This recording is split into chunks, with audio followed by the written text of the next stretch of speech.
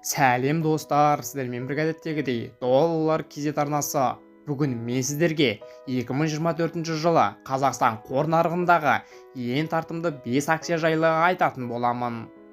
Freedom Broker сарапшылары Қазақстан қор нарығындағы 2024 жылы инвестиция салуға тұрарлық 5 компанияның акциясын атады.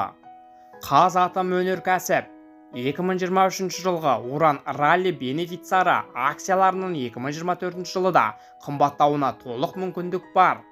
Қазіргі кезде уран фьючерстері көтеріліп жатыр. Егер бұл серпін әлсіремесе, баға тамыз-қыркүйек айларындағыдай өсуі ықтимал.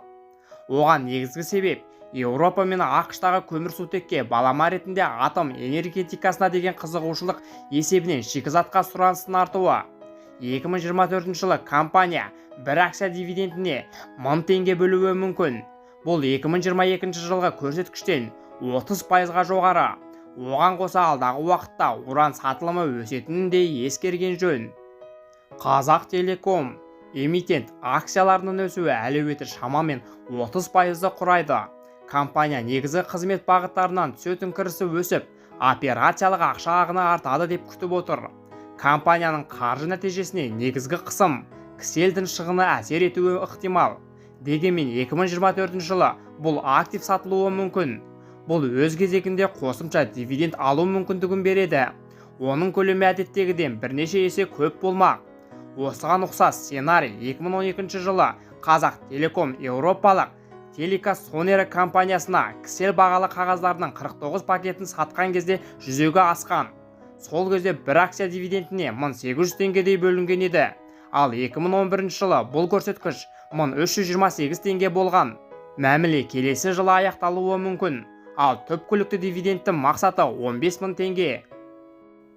Кассе индексіндегі ETF бір уақытта индекстің бүкіл акциясына инвестиция салуға мүмкіндік береді. Егер басқа бағалы қағаздар үлесін бір мезгілде 20%-ға арттыра отырып, қоржыннан Қазтрансойл мен ксел акцияларын шығарып тастасақ, онда портфельдің кірістілігі бұрынғыдағыдай 15-3% емес, шамамен 23%-ды құрайды. Халық банк сарапшылардың бағалануынша компания акциялары іргелі өсімнің ең үлкен резервіне ие. Алдағы бір жылдағы 36% өсім көрсетуі ықтимал. 2023 жылы банк кіріс пен несие портфелі көлемін арттырып, өз болжамын жүзеге асыруға қабілетті. Жалпы алғанда эмитент 10 немесе орташа 10 шектерде сақталатын тұрақты қаржы нәтижесіне ие. Бұл оның бағалы қағаздарының ұзақ мерзімді инвестициялық тартымдылықпен қамтамасыз етеді.